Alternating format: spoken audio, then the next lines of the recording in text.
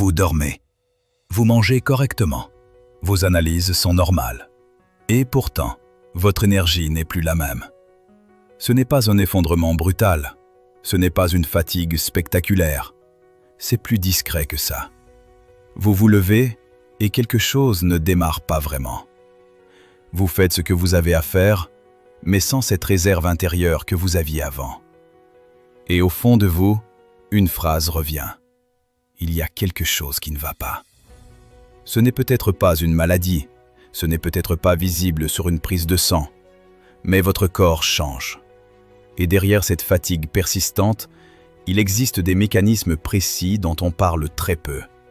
Votre horloge biologique qui perd en amplitude, votre système nerveux qui récupère moins efficacement, votre microcirculation qui ralentit silencieusement, et plus en profondeur encore, l'énergie cellulaire, l'ATP, les mitochondries, cette inflammation discrète liée à l'âge. Aujourd'hui, on va comprendre ce qui change réellement et pourquoi cette fatigue peut s'installer sans bruit. Si vos analyses sont normales, cela ne signifie pas que votre énergie fonctionne exactement comme avant. Après 60 ans, beaucoup de changements ne relèvent pas d'une maladie. Ils relèvent d'un ajustement progressif du corps. Votre organisme ne s'arrête pas. Il ralentit certains processus. Il modifie ses priorités. Et ce ralentissement n'est pas toujours visible dans les examens classiques. Ce qui change en premier, ce n'est pas votre force. Ce n'est pas votre poids. C'est votre capacité à produire et à distribuer l'énergie efficacement. Vous pouvez encore fonctionner, mais avec moins de marge, moins de réserve, moins de récupération complète. C'est exactement pour cela que la fatigue devient plus subtile. Elle ne vous cloue pas au lit, elle vous accompagne. Et pour comprendre pourquoi, il faut regarder un mécanisme que l'on évoque rarement, votre rythme biologique interne. Votre corps fonctionne selon un rythme interne précis. On l'appelle le rythme circadien. C'est lui qui organise l'alternance entre énergie et récupération, entre vigilance le matin et réparation la nuit. Quand vous étiez plus jeune, ce rythme était marqué. Le matin, votre cortisol montait franchement. Votre température corporelle augmentait. Votre cerveau recevait un signal clair. On démarre. Avec l'âge, cette amplitude diminue. Le pic du matin est moins net. La baisse du soir est moins profonde. Les contrastes s'atténuent. Résultat, votre corps ne bascule plus aussi clairement d'un mode à l'autre. Vous ne démarrez plus vraiment fort et vous ne récupérez plus totalement la nuit. Ce n'est pas un problème de volonté, c'est une question de signal biologique. Et lorsque ces signaux deviennent moins puissants, l'énergie devient plus plate. Pas absente, plate. Mais le rythme circadien n'est pas le seul facteur. Il y a un autre système, plus discret, qui influence directement votre capacité à récupérer.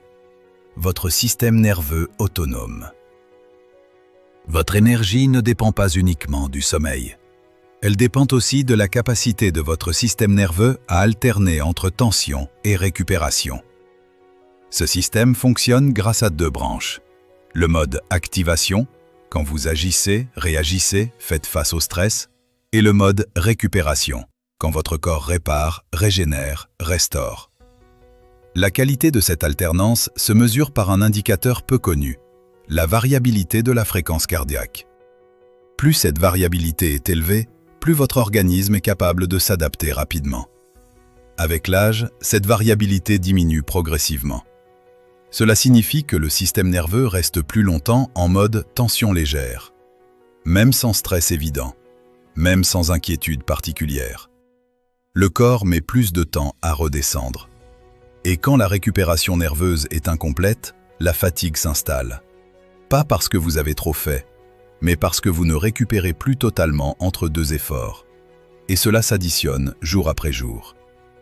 Pourtant, même si le système nerveux récupère moins bien, il reste un autre facteur souvent ignoré, la façon dont l'oxygène circule réellement dans vos tissus. Lorsque vous pensez à l'énergie, vous pensez peut-être au cœur. Mais le cœur n'est qu'une pompe centrale. Ce qui compte réellement, c'est la microcirculation. Les millions de petits capillaires qui apportent l'oxygène et les nutriments jusqu'aux cellules. Avec l'âge, ces micro-vaisseaux deviennent moins réactifs. Leur capacité à se dilater rapidement diminue. L'oxygène arrive, mais plus lentement, moins efficacement. Et quand l'oxygène circule moins bien, la production d'énergie devient plus coûteuse. Les muscles récupèrent plus lentement. Le cerveau met plus de temps à se clarifier. Vous n'êtes pas faible, vous êtes moins bien oxygéné au niveau microscopique. Ce phénomène est progressif, il ne se voit pas. Mais il participe à cette sensation étrange.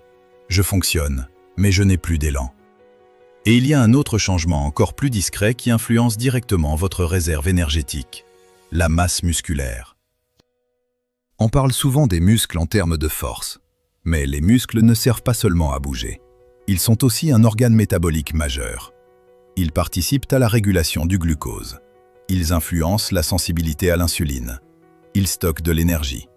Après 60 ans, même sans perte visible, on perd progressivement de la masse musculaire. C'est ce qu'on appelle la sarcopénie. Elle peut commencer lentement, sans changement spectaculaire. Mais moins de muscles signifie moins de réserve énergétique, moins de capacité à absorber les variations glycémiques, moins de récupération après un effort. Et cette perte n'est pas toujours perçue comme une faiblesse.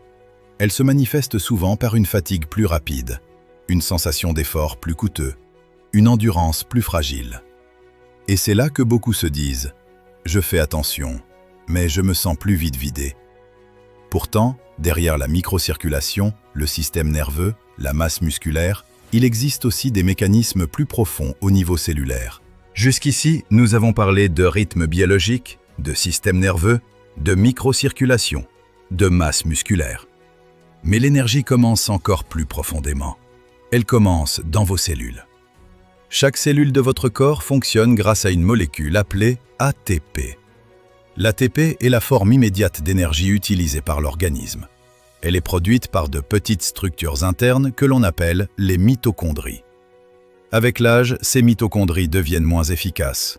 Elles produisent toujours de l'énergie, mais avec un rendement plus faible. En parallèle, un phénomène discret appelé inflammaging, une inflammation chronique de bas niveau liée au vieillissement, consomme une partie de cette énergie. Le corps doit alors répartir ses ressources, maintenir l'équilibre interne, réparer, compenser. Et ce qui reste disponible pour la vitalité diminue progressivement. Nous avons déjà consacré une vidéo complète à ces mécanismes cellulaires, l'ATP, les mitochondries, l'inflammaging, que vous pouvez retrouver dans le lien qui s'affiche en haut de cette vidéo si vous souhaitez les comprendre en détail. Ce qu'il faut retenir aujourd'hui, c'est que votre fatigue ne vient pas d'un seul facteur. Elle est le résultat d'un ensemble de changements subtils qui s'additionnent.